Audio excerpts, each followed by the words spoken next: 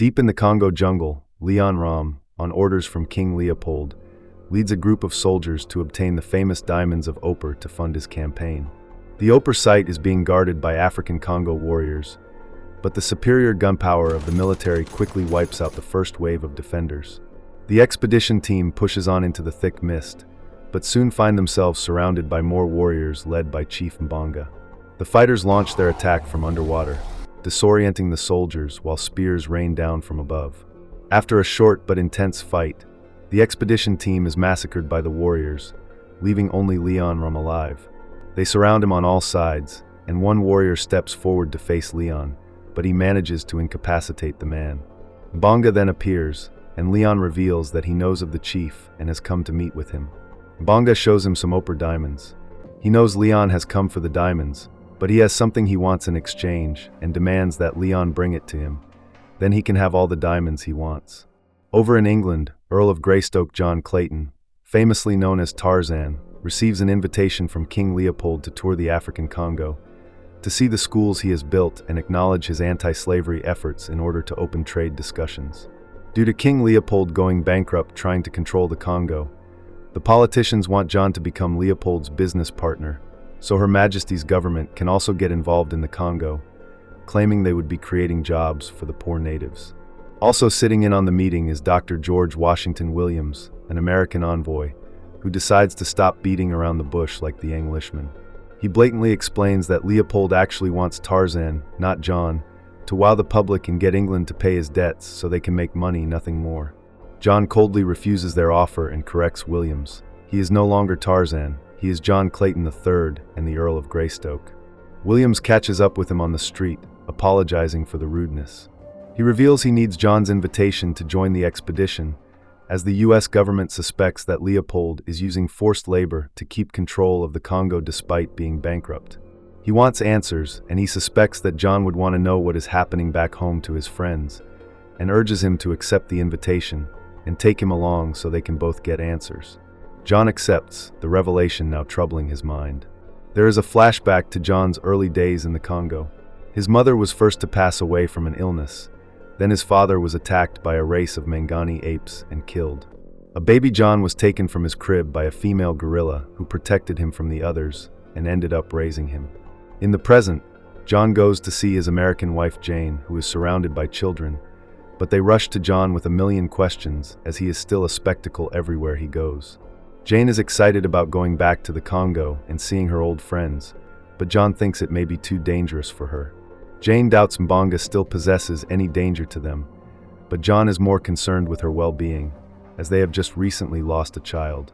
Jane feels a bit offended with the reminder and is insistent on going even if John changes his mind, as the Congo is her home also.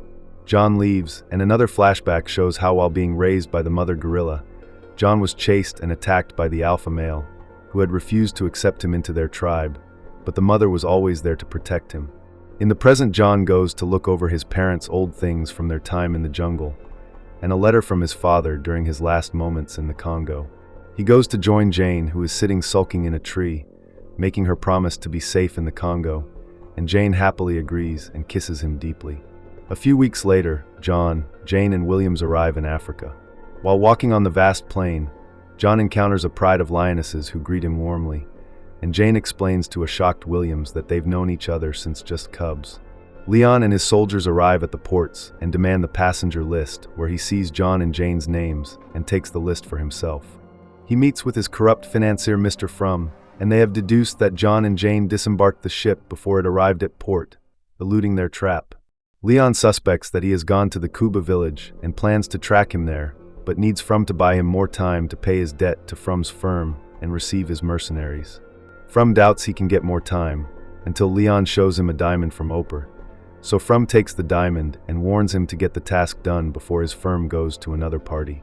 Tarzan and Jane arrive at the Kuba village, where he is greeted by the chief warmly, and the village people all dance and sing celebrating their return.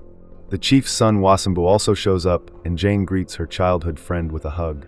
They visit Jane's old home when she was younger, then later the village people all gather around a large fire. John notices sentries posted and learns that nearby villages have been raided and residents taken captive. As the villagers sing, Jane explains to Williams that they sing the legend of Tarzan, once rumored to be a ghost in the trees, living alongside the Mangani and being taken care of by his 8 mother Kala and 8 brother Akut. He fought to protect his tribe from other animals and humans who hunted them as a rite of passage. We also see the first time Tarzan and Jane met, when he stole her handkerchief and she went looking for him. Jane pulls away from the village campfire and goes back to the home looking for John. He finds her and the two end up making love. Later, as the two cuddle, Leon and his soldiers invade the Kuba village and gather all the residents.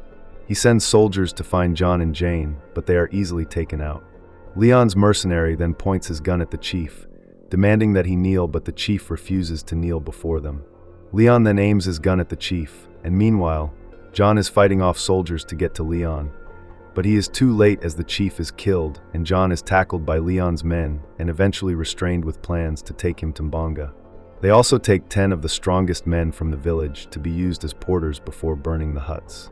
The men also find Jane and begin moving out when the soldiers begin to fall from an unseen shooter. It is Williams who is picking off the soldiers from a distance as the warriors from the village also begin to mobilize. Williams's sharpshooting allows John to escape his net and roll down the side of a hill. But Leon and his men escape back to their ship with Wasambu and Jane while Williams and the warriors lay down fire on the ship. Leon wants Jane to scream, but she just spits in his face. Nevertheless, he knows Tarzan will come for her. John and Williams return to the village where the residents are mourning the death of the chief. John knows they came for him, but doesn't explain more. He then plans with the village warriors to get to Oper Mountain before Leon by cutting through the Mangani lands. Williams insists on joining John despite John warning him that the journey will be dangerous. Williams thinks his gun skills will keep him alive and begins to gloat, but John angrily grabs him, reminding him not to take the situation lightly.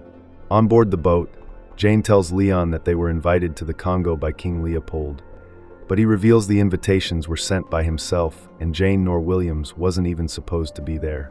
He plans to deliver John to Mbanga, then get rid of Williams, but still hasn't decided what to do with Jane. Tarzan and the Kuba warriors are moving swiftly through the dense jungle with Williams struggling to keep up with them. They get to the edge of a cliff overlooking the vast Congo jungle. Then, without any warning, Tarzan, followed by the warriors, dive from the cliff. Williams braves up and jumps, barely landing on a thick tree limb.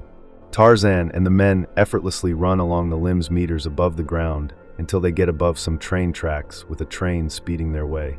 John and the warriors grab thick vines preparing to swing onto the train. Williams grabs a vine also, but it is too loose, so he climbs onto John's back embarrassingly. As the train passes underneath them, everyone swings down onto the train where they see African men being transported. John boards a carriage filled with soldiers, but his brute strength is too much for the soldiers to handle. He demands the keys to the chains when a large soldier steps up to face him, but is easily launched from the train. They locate who they think is the commander, but turns out to be the engineer for Leon's bridge, which will carry his army. This news shocks both John and Williams, who also learn that Leon's plan is to connect the entire Congo by railroad and use an army of 20,000 mercenaries to keep the entire region under his control. Another flashback shows how Jane returned to the jungle to look for Tarzan, and he ended up having to protect her from the alpha male. After the attack, he was taken in by the Kuba villagers and nursed back to health. In the present, Jane is being taken to see Leon, and Wasambu, who is being held in a cage, advises her in his language to jump, but the soldiers threaten to drown him if she does anything. Jane joins Leon, who has prepared a lavish dinner for them both. He regrets her coming along as John was supposed to be the only casualty, but Jane reminds him about the country of people he is enslaving. She tries reaching for a knife, but he uses a rosary he carries to restrain her, threateningly telling her it can be used as a necklace. He reveals that his army is due to arrive in 6 days, and he just needs to deliver John to Mbanga, who he realizes has a great urge to kill Tarzan, and is intrigued to know what he did to deserve the hate. Jane then reveals that Tarzan killed Mbanga's only son, and an even worse fate awaits Leon when John gets his hands on him. Leon then reaches out his hand, demanding the knife Jane secretly stole while he was talking, reminding her that Wasambu won't float, so she concedes. John decides to continue on alone as they have arrived at Mangani territory, and the others wouldn't be welcomed. Williams has uncovered a ledger detailing Leon's illegal labor practices, and John urges him to return with his evidence, but Williams refuses to allow John to continue on without backup. The two cross a vast plain before entering Mangani forest. They come upon the Mangani guerrillas and Williams aims his gun, but John tells him to lower it, as by custom, he will challenge their leader, who turns out to be Akut, who now considers John a deserter. Akut, now a massive gorilla, steps forward staring at John menacingly. The two pound their chests and charge forward, but John is forced to evade some powerful blows until he gets knocked down. He gets back to his feet and puts up another decent effort, but Akut knocks him back down and bites him. Akut turns his attention to Williams, but John tells him to hurry and kneel to avoid his wrath. Akut and his tribe leave victorious, and Williams helps John to fix his dislocated arm. Later, Williams stitches John's wound with ant bites, telling him the pain will fade too. Williams then recalls his share of pain after fighting in the Civil War, then going to willingly enlist in 2 other wars. He thinks he was just young and foolish, no better than the mercenaries on their shores. A herd of elephants then passes nearby, and John greets their matriarch as an old friend before the herd continues on. The next morning, Leon's men come to get Jane. She speaks to Wasambu in their native language, telling him he needs to escape and alert the other tribes. The men drop Wasambu into the water, but Jane swiftly dives in.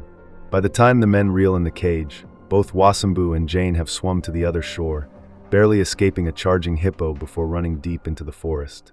Jane decides to split up, knowing the men will follow her, but accidentally runs into a tribe of Mangani. She falls to her knees, too scared to move. Leon and his men catch up, and he sees the tense situation.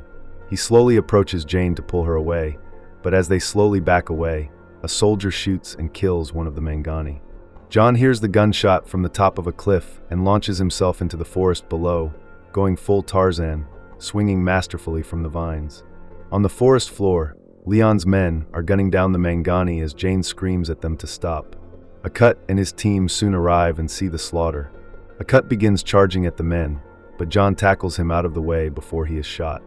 The two stare each other down and seem to form a truce on the spot. John, along with Akut and the other guerrillas, then take out the remaining men. Leon arrives at Oper with Jane when he hears the Tarzan holler in the distance. Meanwhile, Williams is still trying to catch up to John. John has another flashback to when his 8th mother Kala was shot by a hunter, and he held her in his arms as she died. All his rage was then turned against the hunters as he and the Mangani hunted and killed them, and one of those hunters turned out to be Mbanga's son. John races to Oper and arrives to see Leon leaving with his diamonds and Jane. Standing in his way is an army of Oper warriors, and he begins to brawl his way through the incoming stream of men until Mbanga comes to face him. Williams arrives to see John and Mbanga engaged in a brutal fight. John warns Mbanga that Leon will return with his army for more diamonds, but Mbanga thinks his people are untouchable. A warrior stabs John and Mbanga begins to beat his face in, but thoughts of Jane give John the energy to overpower Mbanga with his strength and hold a blade to Mbanga's neck, forcing Williams to reveal himself and plead for John to stop. John tells Mbanga that his son killed his mother, but Mbanga thinks she was just an animal and his son was just a boy. Mbanga throws him off, but Akut shows up followed by his entire tribe and forms a barrier around John, ready for the fight. John again warns Mbanga that Leon is more dangerous, and Williams tells him he has seen firsthand the damage he can do, so Mbanga calls off his men. Leon and Jane are back on the river when they hear John's holler in the distance and know he is tracking them. John and Williams follow Leon to a port where he has a few thousand soldiers camping with more in the ships, heading toward the port where Leon is standing ready with his diamonds. John leaves for a moment, then returns with the Pride of Lions, and with Akut's and Williams's help they force a large herd of wildebeests into a stampede. Leon sees the cloud of dust approaching the port, but thinks John is too late. The stampede soon reaches the town, and the animals destroy everything in their path. At that same time, Wasambu and the Kuba tribesmen arrive and begin attacking the soldiers, so Leon has his men try to escape with Jane. Meanwhile, John is moving through the stampede when he catches sight of Jane and begins making his way to her. The men carrying her push her over a ledge and fire on John, hitting him in the shoulder, but John pushes on, managing to take out the men and save Jane. He leaves her with Williams before braving the destruction of the bridge and diving into the water after Leon, who is on board his boat, heading out to From, who is waiting for his payment. Williams then gets his hands on a machine gun and opens fire on the boat, somehow causing it to start taking in water. John then boards the boat, but sees no sign of Leon, so he grabs the trunk of diamonds, but Leon appears and attacks him with the rosary beads around his neck and ties it to the boat, leaving him to die. John then begins to growl deeply, causing some alligators to approach the boat. Leon comes close to hear his last words, but John grabs him with his legs, eventually breaking the rosary and kicking Leon into the water as the alligators all swarm in to kill him. The boat's steam engine then explodes, and the Kuba warriors and freed slaves cheer to their victory, while From counts his losses and leaves. Jane is standing on the pier looking for some sign of John when he appears behind her, and the two embrace while Williams looks on proudly. George returns to London and presents the Prime Minister with an open letter to Leopold exposing the slavery and abuses of the Congolese people. 1 year later, John and Jane have relocated to Africa. They celebrate the birth of their son, and John returns to his rightful place among the great apes as Tarzan. Thanks for watching. If you had a good time, go ahead and hit that like button, drop a comment, and of course, subscribe for more recaps just like this. And hey, don't click away just yet. YouTube thinks you'll love one of these 2 videos popping up right here, so check them out next.